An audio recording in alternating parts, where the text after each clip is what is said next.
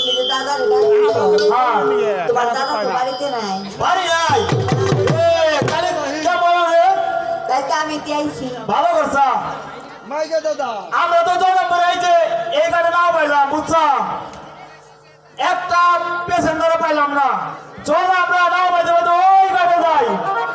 ওই গাড়ি যাই হ্যাঁ দেখি তো একটা পেসেঞ্জার পাই কিনা তাই চলো মাঝি ভাই মাঝি ভাই হ্যাঁ বলেন সদাগর মশাই আমরা তো জানি তোমরা হলেছ আমার দাদার কালের মাঝিগণ। হ্যাঁ ঠিকই আছে আমরা বাড়ি দিতে যাবো তাই তো তোমাদেরকে আমাদের সঙ্গে যেতে হবে।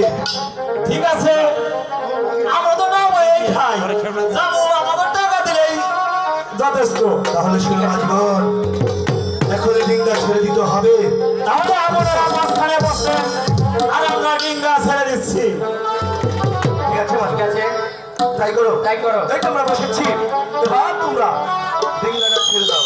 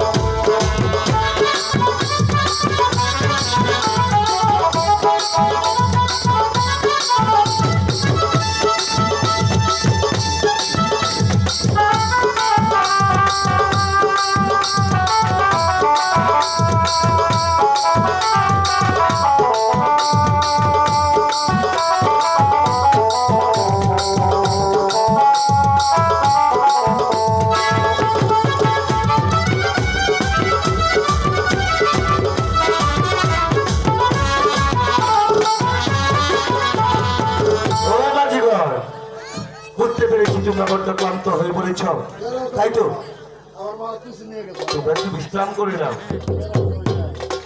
বুঝেছ আমরা তাই যাচ্ছি একটু বাইরে একটু বিশ্রাম জল পানি খেয়ে এসো। আগের বাইরে কেন হয়ে গেছে ওই দাদা দাদা মাঝিগণ গিয়েছে জল পানি খেতে, এসো না, এই সুযোগে আমরা একটু বিশ্রাম করে নিই। আচ্ছা দাদা আর এই সুযোগ আমরা জোর থেকে আমরা কোথায় এসে পড়েছি? আমরা এই ডিঙ্গা নিয়ে আমরা সাগরে মাছ খাবে এসে পৌঁছি। ঠিক আছে দাদা, তাহলে চলো আমরা একটু বিশ্রাম করে নিই। দাদা এই তো আমার সবার সঙ্গে তাই তো আমার ভাইটা তোমাকে সঙ্গে দেখি সাগরকে সরে দেয় কিনা তাই ভাইটা তুমি কেমন সরে দেবে না হিরে প্রভু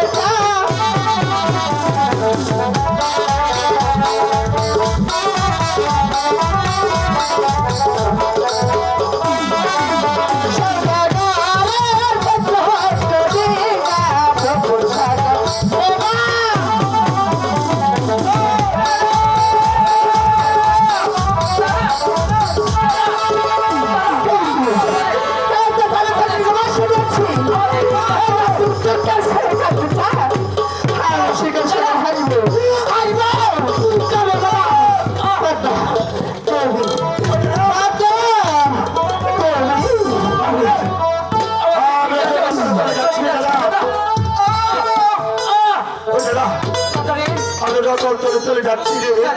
এই মুহূর্তে আমাদের এই মৃত্যুর খবরটা কে কবে?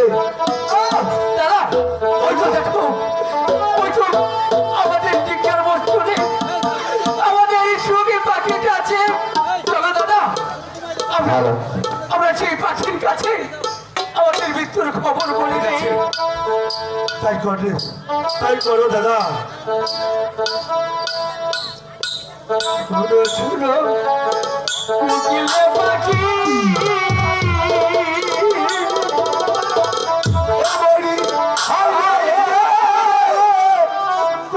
নীলে ডাকে শোন।